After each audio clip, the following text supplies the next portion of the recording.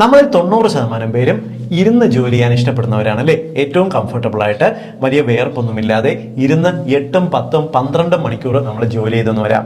എന്നാൽ നമ്മളിങ്ങനെ അധികം നടക്കാതെ ഇരുന്ന് ജോലി ചെയ്യുന്നത് ആരോഗ്യ പ്രശ്നങ്ങൾ ഉണ്ടാക്കും എന്ന് ഒരുപാട് പഠനങ്ങൾ ലോകത്തെമ്പാടും നടത്തിയിട്ടുള്ള 200ഓളം പഠനങ്ങൾ കണ്ടെത്തിയിട്ടുണ്ട്.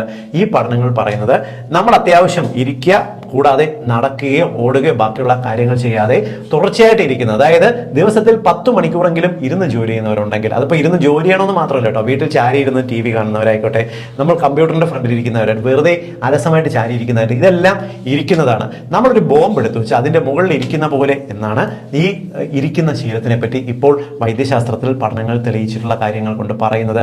ഇതിനകത്ത് പറയുന്നത് തുടർച്ചയായിട്ട് ഒരു 10 മണിക്കൂർ കൂടുതൽ ഇരിക്കുന്നവരാണെങ്കിൽ നിങ്ങൾക്ക് അമിതവണ്ണം ഉണ്ടാകാനുള്ള സാധ്യത ഏകദേശം 110% കൂടുമെന്ന്, എത്രയോ ഇരട്ടിയായിട്ട് കൂടുമെന്ന് പഠനങ്ങൾ കണ്ടിട്ടുണ്ട്. മാത്രമല്ല നിങ്ങൾക്ക് പ്രമേഹം പിടിപെടാനുള്ള സാധ്യത 20% കണ്ട് വർദ്ധിക്കുന്നു എന്ന് കണ്ടെത്തിയിട്ടുണ്ട്. കുടൽ ക്യാൻസർ പിടിപെടാനുള്ള സാധ്യത 8% വർദ്ധിക്കുന്നു കണ്ടിട്ടുണ്ട്. നിങ്ങൾക്ക് രക്തസമ്മർദ്ദം ഉണ്ടാകാൻ, അതായത് നിങ്ങളുടെ BP കൂടാനുള്ള സാധ്യത 10%-ലേറെ കൂടുന്നു എന്ന് കണ്ടിട്ടുണ്ട്. ഇത് കേൾക്കുമ്പോൾ പലർക്കും തോന്നും പിന്നെ ഇരുന്നല്ലാതെ എങ്ങനെ ജോലി ചെയ്യാം, ഫുൾ ടൈം നിന്ന് ജോലി ചെയ്യാൻ പറ്റുമോ എന്നൊക്കെ ചോദിക്കുന്നവരുണ്ട്.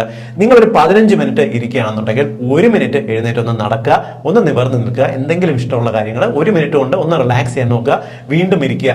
ഈ ഒരു രീതിക്ക് 1 മണിക്കൂറിൽ 4 തവണയെങ്കിലും ഒന്ന് എഴുന്നേറ്റ് ഒന്ന് റിലാക്സ് ചെയ്യാൻ നോക്കുക. ദിവസത്തിൽ രാവിലെയും വൈകുന്നേരം കുറച്ച് നടക്കുക, കുറച്ച് ഓടുക, ശരീരത്തിന്റെ വ്യായാമവും ചെയ്യാൻ നോക്കുക. അങ്ങനെയെന്നുണ്ടെങ്കിൽ ഇപ്പോഴത്തെ ഈ ഇരിക്കുക എന്ന് പറയുന്ന ഒരു വലിയ ദുശ്ശീലത്തിന് നമുക്കൊരു പരിധി വരെ മറികടക്കാൻ പറ്റും. നമ്മുടെ കുട്ടിക്കാലം പോലെ അല്ല ഇപ്പോഴത്തെ കുട്ടികളുടെ കുട്ടിക്കാലം. കൂടുതലും അവർ ഇരുന്നിട്ടുള്ള കളികളിലാണ് വ്യാപൃതരാകുന്നത്.